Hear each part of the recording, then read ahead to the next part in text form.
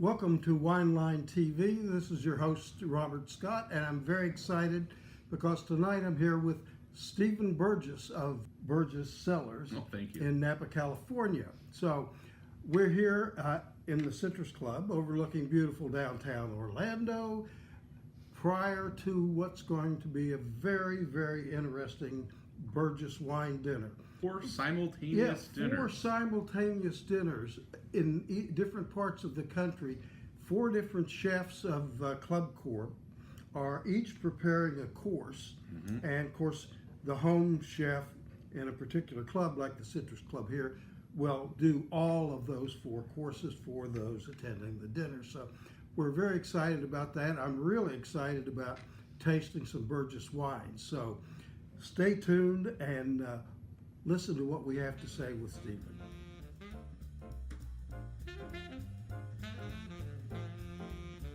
Well, we're here with Stephen Burgess, who's the president and vintner of Burgess Cellars. Now, Stephen's been with Burgess actually since he was born. Is that correct? Tell us a little bit about that, Stephen. Sure. So my parents moved out in 1972, pregnant with me, and fixed up the winery over the summer, got ready for harvest, and I was actually born during the middle of harvest. Wow, that's pretty amazing. And you've been around the wine business ever since? Yes, I worked in the wine business when I was 12, 13, 14, and 15 in the vineyards. As soon as I turned 16, I went and took a job at a restaurant, and I worked there when I was 16, 17, 18, went to college. After college, I came back and worked at the winery for a little bit, but I wanted to work more in sales and marketing, yet my father said that he already did that and it would be redundant if I helped him. So while he was out on a sales trip, I actually took another job with a wine distributor. I worked there for 6.5 years, and I learned a lot about imports, other wines besides Napa Valley. It was actually a priceless education, and a little bit about the business, how distributors work and brokers and whatnot. And then I got out of the wine business for a little while in 2001 and taught high school and worked on some very kind of physical jobs, restoring aluminum trailers like Airstreams and stuff like that. Really? And then I came back to the wine business in 2005 when my father finally admitted that it would be really nice to have some help. So I waited 10 years for my father to figure that one out. Well, I'm glad he did. Yeah, me too. And your brother is the vineyard manager, right, James? Correct. He is all vineyard, and because we're a very small estate winery with only about 60 or 70 acres of vines, it doesn't really justify a full-time vineyard manager position, so he actually works for a much larger company, manages about 900 acres, and then he is our consultant. And it's very simple. Our vineyard foreman executes on my brother's work orders, and our foreman's been with us since the 70s. So we've got a good little thing going on right now. So Jim's a farmer, and you're a tinkerer. I'm a tinkerer, yes. Well, that's certainly an unusual combination. So I'm sure it's evident from the quality of your wines and the accolades that it's gotten over the years that it seems to work for you. It does. We've always had a winemaker. So my father hired a gentleman named Bill Sorensen in 1972, and he was with us until 2012, so 41 vintages. He's actually tied with Mike Cellini over at Stony Hill for the longest running winemakers in the Napa Valley. Wow. But you have a new winemaker now, right? Correct. A lady. I hired Kelly Woods in 2013, and so she has made all of our wines from 2013 forward. You know, speaking of your wines, you know, everybody, I think, thinks of Cabernet Sauvignon when they think of Burgess, but you also do Merlot, Petit Syrah. You do a couple of blends, the Mountaineer and Topography. You do Syrah, Grenache, which really surprised me, and Chardonnay. Tell us a little bit about those individual wines. Sure. So it was Cabernet Sauvignon that brought us to the Napa Valley in 1972. Our estate was actually planted in the 1870s.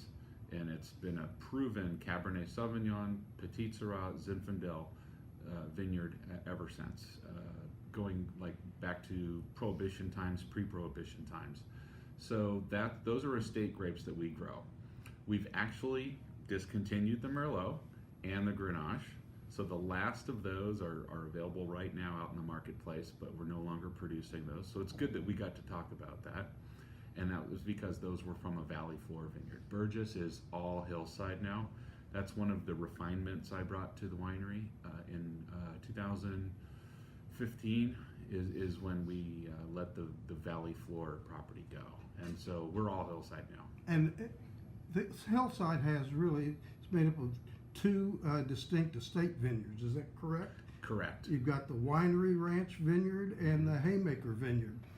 Are they different microclimates, or? Sure. And the correct term is actually mesoclimate, no big deal. And the Winery Ranch Vineyard, which we also internally call the 1870 vineyard, since that's when it was first planted, is a western-facing vineyard, and it varies in elevation from 600 feet to 1,000 feet. So it's above the fog and the frost of the valley floor, and it's below the frost that you would get from altitude. And it starts to get cold again up around the Howell Mountain AVA line, which is at 1,400 feet. They start running into frost problems. We don't have frost problems. And then my brother's vineyard, which he named the Haymaker Vineyard, goes from 900 feet elevation to 1,200 feet elevation. Similar benefits of the elevation, and he faces east and southeast, so he has slightly different exposure, gets a nice morning sun, and then the sun angle gets low in the afternoon, whereas we have sun pretty much all day, being southeast facing. Southwest facing at the winery. And believe me, I know where the vineyards are, and so I'm sure you and do. so we've got the elevation, the topography, and the exposure for some really great hillside grapes. The Chardonnay is actually from Sonoma County, because we did not make Chardonnay for 11 years, and when Kelly Woods, the winemaker, and I decided to make Chardonnay again, we said, let's make excellent Chardonnay. We're not going to make just another average Chardonnay. And you don't get excellent Chardonnay from the Napa Valley. You get that from Sonoma Coast. Correct. So we sourced a vineyard that's made by a like-minded grower, only 10 miles from the Pacific Ocean. And the fog doesn't burn off till noon or 1. And it's amazing. It is Perfect. so cool climate out there. We don't harvest our Chardonnay until October, which is Wow. 4, 6, or 8 weeks longer than inland Chardonnay vineyards. So we actually have Chardonnay with hang time. It's a beautiful straw color. It's not like it's orange or brown or anything like that. The hang time just gives you incredible flavor and concentration and elegance and finesse, and it's citrusy and rich all at the same time. Wow, not too much oak influence? Correct. Only about 15% of the barrels are new. The rest are seasoned or stainless. Well, that's the kind of Chardonnay that appeals to me. It's more Burgundian in style. Yeah. The number one comment we get on this wine is, wow, I didn't think I liked Chardonnay, but I love this. And so it's a wonderful style of wine that brings people back to what Chardonnay really is. So from a philosophy of winemaking and / marketing, where are you now, and where do you see Burgess Cellars going in the future? It's a great question. Stylistically, we really haven't changed over the years. My father and his winemaker, Bill, never liked overripe wines. You never get any, raisiny, pruny flavors in any of our wines. Our wines have moderate alcohol levels by Napa Valley standards. Nice bright acidity. We're low on the new oak. As I mentioned, 15% on the Chardonnay. Our Cabernet only sees about 20% new oak. Wow. And so the thing is we're proud of our fruit flavors. And we've got lots of color, tannin, structure, body from these hillside grapes. We don't need oak barrels to fill in any holes. So we can actually show what Cabernet tastes like. We can show what Petit Syrah tastes like. In fact, the Petit Syrah gets no new oak. It's all seasoned barrels, which is quite contrary to a lot of people's Petit Syrahs. And the Zinfandel program is, you're not going to see Zinfandel until about 2022, because we just replanted a block last year. But the way our hillside Zinfandel manifests is just wonderful, because Zinfandel is a notoriously uneven ripening grape, and having the sun come up on one side of the vineyard and go down on the other, the sun, you get dappled sunlight on the grape bunches all day long, and so you don't have the problem of uneven ripening, meaning we don't have to get the super overripe clusters to get the bottom of the cluster ripe, or do the excessive green harvest for that matter. So it's a very natural place, a very organic place, if you will, to grow Zinfandel. And so we're not going to make much. It's going to be about 700 cases. It's a specialty wine. Cabernet Sauvignon is definitely our focus. It's about 90% of our production. Is the Petit Syrah on the menu tonight? I hope so. I hope so too. Yeah, I tell you the Petit truth, I'm not Syrah sure. is Yeah. one of my favorite grapes. We both like good. it. Mary and I both like it a lot. It's interesting. Last night I opened a bottle of Chateau de la Rennes Right Bank Bordeaux, Okay. which is a combination of about 80% Merlot and 20% Cabernet Franc. No Cabernet Sauvignon in it at all. And it was my first taste of that particular chateau, and it was 2015, and I was amazed at how rich and ripe it was, but yet had a lot of elegance, and just kind of spoke to a little bit of dark plum and some back notes of leather and chocolate cocoa, really. So I was really pleased with that. And Yeah, sounds pleasing. and that is the kind of Cabernet I like, or Bordeaux style wine that I like. Do you do any blending with your Cabernet?